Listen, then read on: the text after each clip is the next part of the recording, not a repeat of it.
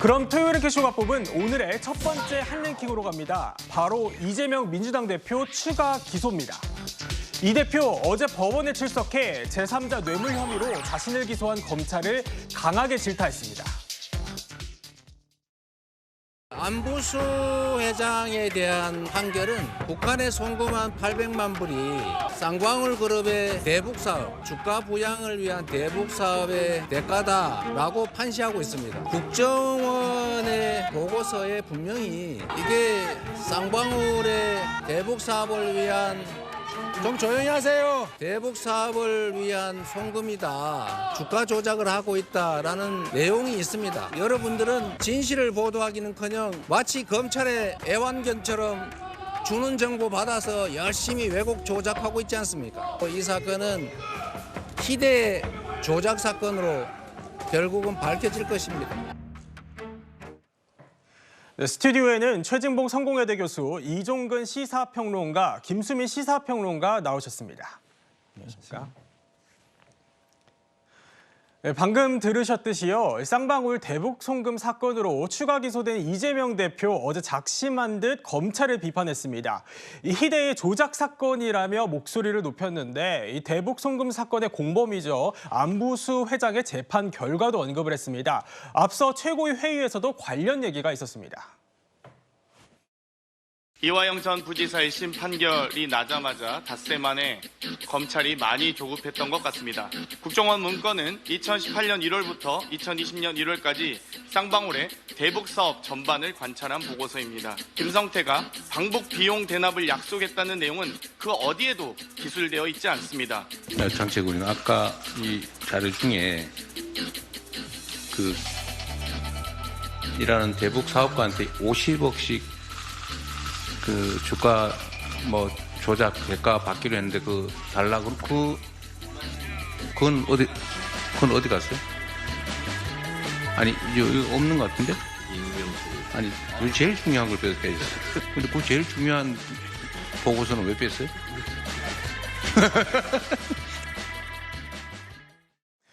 이재명 대표의 취지는 이 대북 송금 사건인데 같은 사건인데도 불구하고 안보수 회장 1심 재판부는 쌍방울이 주가 상승을 노리고 벌인 대북 사업으로 봤는데 최진봉 교수님, 이화영 재판부는 이제 이걸 배척했다 이런 주장 같아요. 어떻게 그렇죠. 좀 보셨습니까? 안보수 씨의 1심 판결 15부, 그러니까 예. 수원지법 15부에서 판단을 내렸는데 3년 6개월의 선고를 받았습니다. 근데 그 네. 내용을 보면 대북 중개업자로서 위치를 공고히 하고 그다음에 뭐 대동강 맥주 옥류관 등을 유치하고 대북 사업을 확장하기 위해서 돈을 건넸다. 예. 이게 이제 주가 상승의 이익을 얻었다 이렇게 얘기를 하고 있죠. 그러니까 대북 사업 우선적 참여 기회를 얻고 주가 상승을 얻었다고 얘기를 하고 있고 이 과정에서 그 800만 불이라고 하는 그 돈이 네. 건너갔다라고 판단을 한 것인데 이화영 부지사 재판에서 이 부분이 전혀 인정이 안 됐거든요. 그러니까 이화영 부지사 재판에서는 이게 이제 이재명 대표의 방북 대가라고 하는 부분, 이런 부분들이 더 많이 강조가 됐기 때문에 그 부분을 이제 지적하고 있다고 생각을 합니다. 물론 재판부는 다르지만 같은 지방법원입니다. 수원지방법원인데 11부와 15부의 판단이 왜 이렇게 다른가 이 부분을 지적한 예. 것이고요. 이게 이제 재판부가 너무 한쪽 그 김성태 전 회장의 말만을 다 인정하고 예. 최근에 나왔던 국정원 문건 사건이, 왜냐하면 이게 안보수 씨 재판 결과와 국정원 문건과 일치하는 부분이 많거든요. 네. 그런 부분을 저는 배척을 해버렸어요. 이렇게 일방적으로 한쪽의 의견을 배척하는 부분은 바람직하지 않고 이건 공정하지 않다. 이 부분을 강조하기 위해서 아마 이재명 대표나 민주당 입장에서 이재명 대표를 엮기 위한 그런 내용이 아니었나 이렇게 지금 비판을 하고 있는 것입니다. 네, 그렇군요. 이 대표가 언급한 국정원 문건은요, 이화영 전 부지사 판결문에도 나오는데 이 문건이 여러 건이라는데 김수미 평론가님, 이 법원이 배척한 것과 또 그리고 인정한 문건 내용이 어떻게 되는지 좀 설명 좀 부탁드릴게요. 네, 참고로 법원이 배척을 했다고 하는 것은 국정원 문건 내용을 무시했다는 것이 아니고요. 거기에 대해서 판단을 했다는 거고 거기서 네. 받아들이지 않은 것들이 있다라는 의미에서의 배척입니다. 예. 일단 국정원 문건 중에 여러 내용이 있는데 그중에 배척된 것이 어떤 거냐면 쌍방울 계열사의 주가 부양을 목적으로 하는 대북 예. 송금이었다. 라고 하는 것이 배척이 됐고, 그리고 이재명 대표 방북 추진에 대해서도 이게 요원하다. 당시에 판결을 앞두고 있기 때문에 요원하다라는 그 문건 내용이 있었는데, 이 부분도 재판부에서는 그때 판결 결과가 어떻게 될지 알 수 없는 것이기 때문에 그 예. 문건에 있는 내용 그대로 받아들일 수만은 없다. 이렇게 해서 배척이 됐고, 이제 인정된 게 스마트팜 대납 비용, 이것이 인정이 되면서 네. 대북 송금이 이제 경기도 사업에 대한 어떤 대납 이런 것들의 목적으로 된 것, 이거 하나가 이제 인정이 된 것이죠. 예. 그런데 중요한 건 어떤 거냐면, 지금 자꾸 대북 송금이 이제 주가 조작용이었다라는 말을 하는 분들이 계신데, 사실 그것은 2022년에 이미 노컷뉴스에서 보도가 됐던 내용이고, 그때는 그렇군요. 민주당이 아무 말도 안 했어요. 왜냐하면 사실 주가 조작을 했다면 그거야말로 경기도의 관여 정황이 더 뚜렷하다는 얘기입니다. 경기도가 판을 예. 깔아줬을 가능성이 더 크다는 거예요. 네. 그때는 그게 불리한 정황으로 인식이 돼서 그런지 아무 말 하지 않고 있다가 이제 와서 이것은 주가 조작용이니까 경기도 관여는 없었다. 이거는 논리적으로 오릅니다. A다라고 했을 때 A가 아니다라고 주장하기 위해서 B다라고 주장을 하는 건데, B라고 해서 A가 아니라는 건 아니거든요.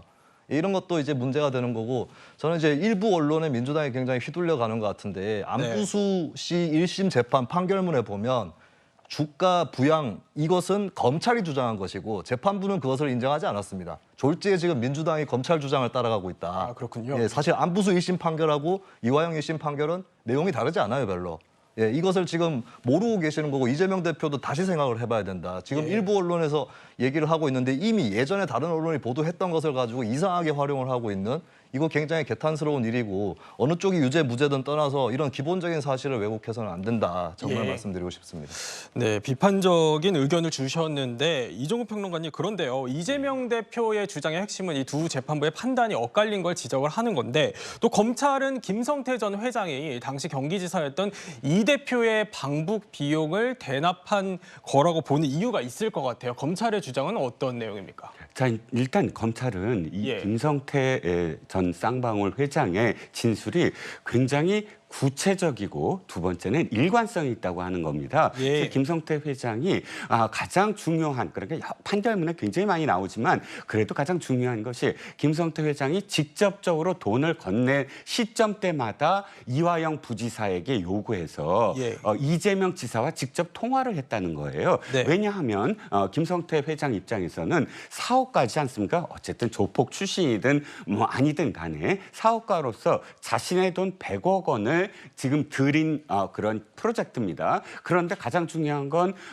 이렇게 돈을 들여서 북한에 보내면 실질적으로 쌍방울에도 이득이 있어야 하지 않겠습니까? 예. 그 뭐 주가 조작이든 주가 부양이든 아니면 또 다른 대동강 맥주에 대한 사업권이든, 그것을 지금 이재명 당시 지사가 인지했느냐. 네. 그게 가장 알고 싶은 거잖아요. 그러니까 이화영 부지사를 통해서 이재명 지사하고 직접적으로 두 번에 걸쳐서 통화를 했는데, 그 통화에 대한 그런 이 진술이 예. 굉장히 구체적으로 명확하다라는 예. 것. 그 다음에 증거로서는 당시에 2019년 7월 이후에, 그러니까 마닐라 회의 이후에 9월달, 11월달 이 두 번에 걸쳐서도 경기도가 계속 공문을 보냅니다. 어떤 공문? 경기도 지사 이재명 지사를 초청해달라. 예. 그러니까 이런 증거들은 또 그 초청해달라는 거에 최종 사인은 이재명 지사가 합니다. 그 이재명 지사가 자신을 초청해달라고 2019년 11월까지 계속 졸라대는 그런 네. 증거들을 종합해봤을 때, 이 모든 송금의 배경은 경기도가 직접적으로 북한과 지금 그 사업을 하기 위해서, 또 스마트팜이나 예. 방북을 하기 위해서 했는데, 당시에 경기도 의회가 반대했으므로 우회적으로 쌍방울을 통해서 보낼 수밖에 없었다라고 검찰은 판단하고 있는 것 같습니다. 예, 검찰의 주장을 정리해 주셨는데, 이번 사건은 정치권 반응도 뜨겁습니다. 이화영 전 부지사 재판부가 이 대표의 재판을 맡게 되면서 민주당에선 재판부 기피 신청 얘기도 나오고 있습니다. 신진우 판사는 이화영 재판을 통해서 검찰이 낸 모든 증거들을 다 보고 이미 유죄 판결을 선고한 판사 아닙니까? 그렇죠. 정말 깨끗한 상태에서 재판할 수 없으리라는 것은 명백하지 않습니까? 스스로 회피를 하거나 재척사유, 기피사유에 해당되기 때문에 변호인이 그에 대한 주장 신청을 할 수 있겠고요. 법사위에서 법원행정처장에게 질의를 할 예정입니다. 만약 백현동 사건, 쌍방울 대북 송금 사건, 위중교사 사건을 범죄 사실로 했던 작년에 그 구속영장이 발부되었더라면 검찰은 쌍방울 대북 송금 사건을 서울중앙지방법원에 기소해야 했지요. 검찰의 어떤 기소 여부는 검찰에서 권한이기 때문에 제가 그 부분에 대해서 좀 당부를 말씀드리기는 곤란할 것 같습니다. 다만 법원의 일반적인 부분에 대해서는 아까 말씀하신 그런 부분에 대해서 답변을 제가 드린 바와 같습니다. 저장님, 서울중앙지방법원에서 그 영장이 발부돼서 구속영장이 집행됐다면 검찰은 서울중앙지방법원에 기소하는 게 합당하죠. 그렇습니다. 네, 방금 어제 법사위 영상을 보셨는데요. 이화영 전 부지사 재판부에 대한 성토도 오갔습니다. 최주봉 교수님, 그 이재명 대표가 이제 만약 재판부를 바꿔달라 이렇게 기피 신청을 한다면 이게 인용될 가능성은 얼마나 있나요? 그거는 이제 지켜봐야 되겠죠. 물론 인정될 수도 있고 안 될 수도 있습니다. 시간이 좀 걸릴 것 같고요. 그것도 예. 이제 재판부에서 결정을 해야 되는 거거든요. 예. 그래서 법원에서 과연 이걸 받아들일지는 좀 지켜봐야 되는데 이제 민주당 입장에서는 아까도 말씀드렸습니다만 1심 15부와 11부의 재판 결과가 다 상이하기 때문에 이 부분을 만약에 양쪽이다 그러면 예컨대 지금 그 안부수 씨의 행동이 일정 부분 주가 조작에 영향이 있었다고 하는 부분에 판단이 있음에도 불구하고 그걸 네. 전혀 인정하지 않았던 부분을 그냥 배척한 상태로 11부가 또다시 맡아가지고 이재명 재판을 하게 되면 예. 그러면 선입견을 갖고 재판을 할 수 있는 거 아니냐.